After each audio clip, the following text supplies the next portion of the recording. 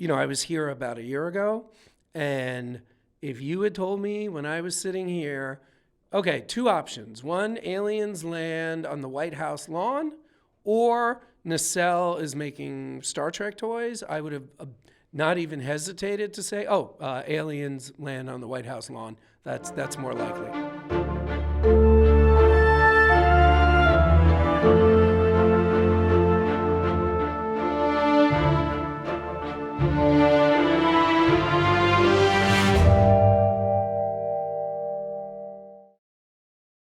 Hey there, Den of Geek fans. Aaron Sagers here. We are in our studios during New York Comic-Con. All sorts of New York Comic-Con awesomeness happening, and which leads me to the person I'm talking to right now, because he has a lot of awesomeness to talk to as a fan and as a creator. Brian Volk-Weiss, Nacelle, Star Trek. Dude, you've got news. We're somehow we have been entrusted to make Star Trek figures, and we are doing so. We are making it so. Oh, well Had done. to go there. I know. Sorry. Yes. Last pun. Last pun. No, that's good. I say Probably keep do it more up. puns. You did not start as a toy creator.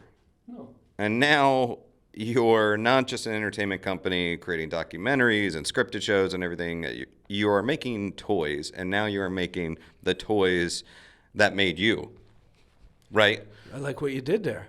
Yeah. I mean, that's entirely accurate. And that started with The Expanse. I mean, we're making we wouldn't have been able to get Star Trek had we not been doing The Expanse. The Expanse was literally, I love The Expanse. Why hasn't anybody made The Expanse? We're now a toy company. Hey, Alcon. I mean, that's a gross oversimplification. Yeah. And it was sort of similar with Star Trek and Paramount. I saw an opening and I was like, why not try? So we reached out to Paramount and they said yes eventually. Having spoken to you many times throughout the years, and having spoken to you just a few months ago at San Diego Comic-Con, I feel like this is one of the most excited I've ever seen you. Yeah. I mean, he seems very chill, but just sort of under the surface, like excited.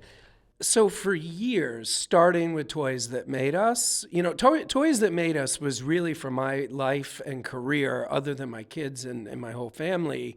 It really was the dividing line between the BC and the AD eras of my career. So I've been doing this 26 years. Toys That Made Us came out 7 years ago. So there was 19 years, and then now I'm in the second part of my career. So much because of Toys That Made Us has happened to us, so many good things, that for years, and I'm sure I've even said this to you, like, oh, this is surreal. This is surreal. This feels so surreal. I can't believe how surreal this is.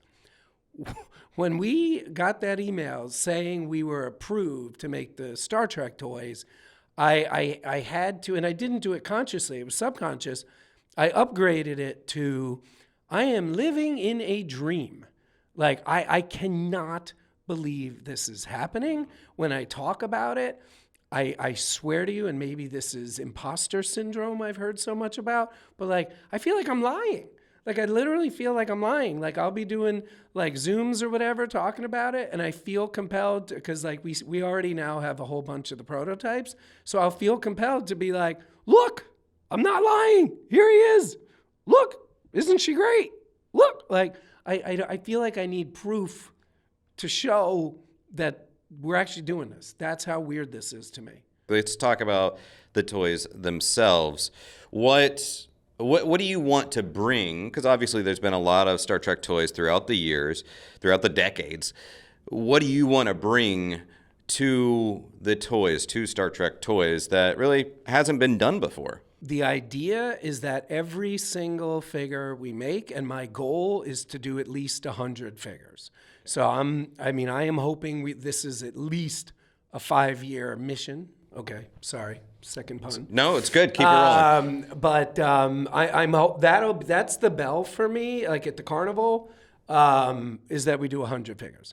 Those 100 figures all come from one of two categories. Category one, never been done before. So like Captain Jellicoe, Captain Garrett, those are two captains from 2 episodes. One of them, of course, is a two-parter. You have to be very specific with Star Trek fans. Captain Jellicoe, I mean, he is a very famous, controversial captain and character from Star Trek. Captain Garrett, this one I don't understand at all. Like, and I love Playmates. I mean, I have conservatively well over 100 Playmates Star Trek characters. They made Salamander Tom Paris. They didn't make Captain Rachel Garrett. So most Star Trek fans agree, especially Next Gen fans, that the 2 best episodes are Inner Light and Yesterday's Enterprise. They have made every toy company, McFarlane, Playmates, everybody, great companies have made the Picard from the Inner Light. And it's just Picard, but he comes with a flute. No one has made Rachel Garrett. Right. She's literally the captain of the Enterprise C. She is one of my favorite lines from all of Star Trek. I know Star Trek's fake, but within the canon, she literally saves 10 billion people by sacrificing herself, even though she does get killed before they go back. But anyway, who's counting? She didn't know she was going to get killed. But she literally sacrifices herself. She sacrifices the ship. She sacrifices the crew to save 10 billion people. And Tom Paris, as a salamander, has been made, and she has not.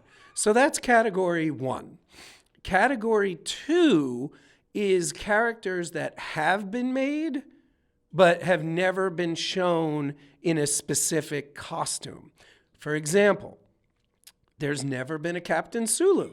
So everybody who's a Trekkie of our age knows that Star Trek VI opens with Captain Sulu drinking from the Excelsior China.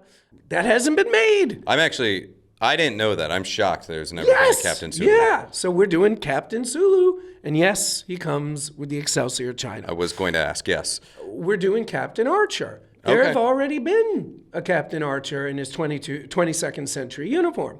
We are making him in the original series uniform from A Mirror Darkly, which is considered one of, if not the best, except for the pilot, Enterprise episodes ever made. So the good news, we're making Captain Archer. The good news, we're hitting Enterprise. The great news, it's an Archer character, it's an Archer version and an Enterprise character that's never been made before. Same thing with Sulu. We have someone from the original cast. It's from Star Trek VI, which doesn't have, I don't think Valeris has ever been made. So like we'll do Valeris hopefully in wave 3.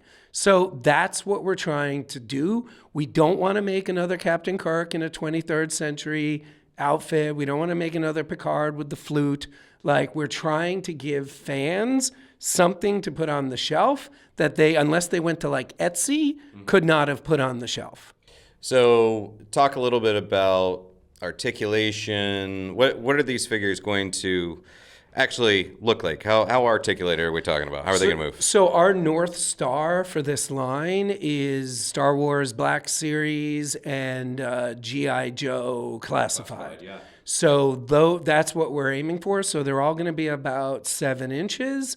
They should have at least 25 points of articulation, but that's why we chose that scale, by the way. A lot of people, and I understand where they're coming from, I get it, are kind of bummed, not a lot, but some people are bummed that we're not doing the Playmate scale. And I get it. But I feel like we always have to, not just us, but like you need to keep going forward. So for the technology to be what it is, that you could do Black Series and Classified, that's what we got to do. Kind of have to do the 7-inch. Yeah. But, you know, and it's now the kind of the prestige kind of size for these figures.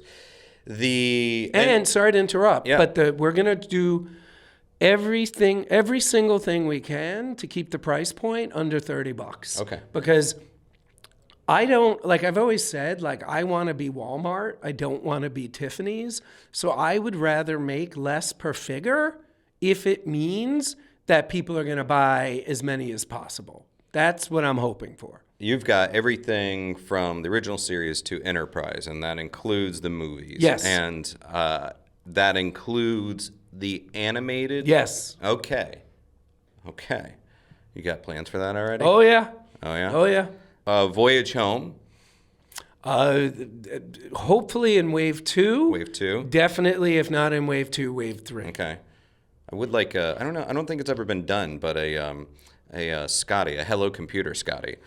That has not. It's similar to what he's wearing in Relics, the next gen episode, but it's a little different. But he's on the list. I want to do Dr. Jillian Taylor.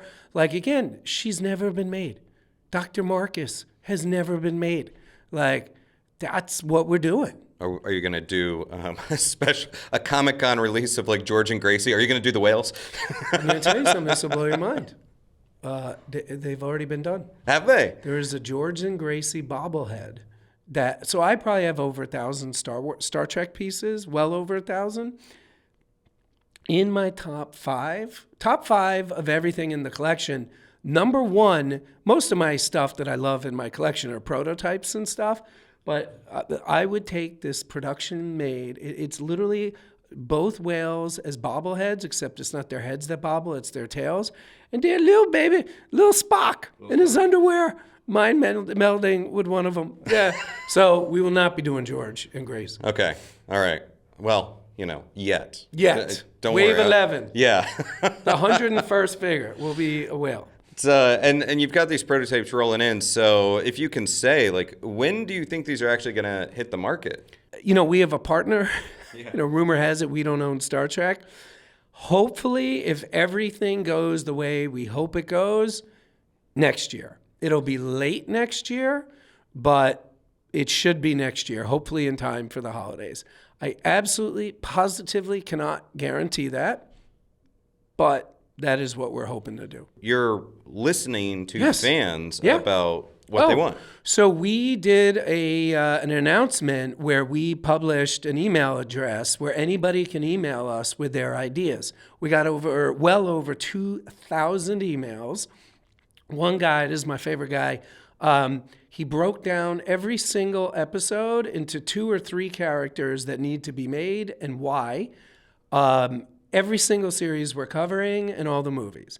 But we got tons, and like I said, we got over 2,000 emails. One of the things that came up again and again and again, which I didn't think of, was people want a robustness. So Playmates, they did like one wave. McFarlane, infamously, depending on who you ask, he did, I think, 3 figures before that whole thing went sideways. So I feel like a lot of fans are very worried that, there's a new company, it's going to do 3 or 4 and then retire. So we originally, wave 1 was going to be 6 figures. After reading all of this, we went to Paramount and we were like, hey, can we do 8? And they were like, yeah. So wave 1 is 8. And if wave 1 does, even if it's just a single, which for me, I define a single as like profitable, hopefully every wave after will be 10. You can understand where the fans are coming from. Before they buy into a new line, they need to know that it's healthy. Yes, exactly. So even though you have this encyclopedic knowledge about, all things toys, collectibles, and Star Trek, have there been any suggestions that made you even say, like, you know what, I hadn't thought about that one? Yeah. Oh yeah, absolutely. Yeah. I'm like most fans of anything. Like, I have 50 PhDs in Rathacon. Mm-hmm.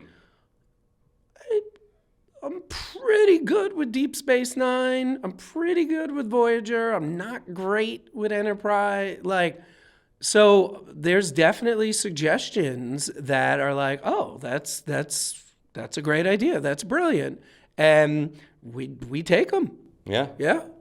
Dude, I'm very excited for you. Very happy for you. Obviously, very kind. you've earned it and been busting your butt for a long time to make this happen. But it's always nice when that next level unlocks for someone, You are very, very kind to say. And again, I don't know if I said this before the cameras rolled or not, but I was here about a year ago, and if you had told me when I was sitting here Okay, two options. One, aliens land on the White House lawn, or Nacelle is making Star Trek toys. I would have not even hesitated to say, aliens land on the White House lawn. That's more likely. Yeah, dude, that's awesome. I mean, since you're here, anything else that you want to announce or touch on, or anything Nacelle related? Oh, well, I'm glad you asked. So we did this deal with Walmart where we have, they call them features. I've always called them end caps. Yeah. So we have a Nacelle-verse end cap at about 2,700 out of 4,000 Walmarts in the U.S. And we have RoboForce, Biker Mice from Mars, Sectars, Garloo, and Barnyard Commandos. There's 3 exclusive variants that only Walmart has. We have a fireproof Max 89 from RoboForce. We have a knife fighting Dargon from Sectar. Night fighting Dargon from Sectars. And I always want to say knife because it's all silver. And it seems very odd to me a night fighting outfit would be bright silver. You would think it'd be black, but so that's why I always think it's knives. But no, it's night fighting Dargon. And then my favorite Walmart exclusive, I would argue this is the best Walmart exclusive in the history of exclusives. Garblue. Garblue is Garloo, and I'm very excited. I love using this term. We got the actual Pantone codes. It's a great word. From Pantone. Walmart. Yeah. I feel very fancy when I say that word. Like I know what I'm doing in the toy business. We got the Pantone codes from Walmart. So his skin is literally Walmart blue, and his little torn like underwear, tiger pants thing, whatever, is Walmart yellow with black dots. So that is Garblue. We're only in about 200 stores. By the end of the month, we should be, like I said, at about 2750. They're already selling phenomenally. And hey, I don't know how many shopping days until Christmas, but holidays are right around the corner, folks. That's right. Get your Garblue. Head over to Walmart. Get your Garblue. You heard it here first. Well, not first, but you heard it here. You did hear it here. You heard it here too. Heard it here too, as well. Yes. Set your phasers to fun. It's funny. Not set your phasers to like stunning. Oh, that's good. When when you get deals like this, you gotta pay money up front. You gotta guarantee some money. So we wired the money to Paramount, and I got a confirmation email from our accounting department saying the wire went out, the funds have hit, and I forwarded that to our executive over there, and I just wrote, set your phasers to fund. And I probably shouldn't tell anybody that, especially when there's these machines that record images and sound. But it did make me laugh. And I am laughing at my own joke, I admit. They still let you make the toys after that. They do. They do. They're like, oh, God. This is who we're going to be dealing with for multiple waves. I always want, like when they send, like if I have to say something that's like, oh, I don't like hearing that, I want to write, are we venting drive plasma? But then I'm like, that could probably get annoying. That could probably get really, really annoying. And don't forget, like we're dealing with Paramount Global. Like we're not just dealing with like the Star Trek people at Paramount. So, a lot of these execs are working on Teenage Mutant Ninja Turtles. Like who knows if they're even Trekkies. So they probably just think I'm nuts. Well, where's like, this guy? Drive plasma. That's a weird way to say no. So yeah. It's like, is this an HR situation? It's probably a very weird one, but probably, yes. Well, I guess I didn't expect to end the interview with a funny accounting story, but It's the first time for everything. I know, right? Here we go. All right, Brian, have a great Comic-Con. Thank you. Look forward to talking to you again in the future, and I look forward to you sending me a lot of toys.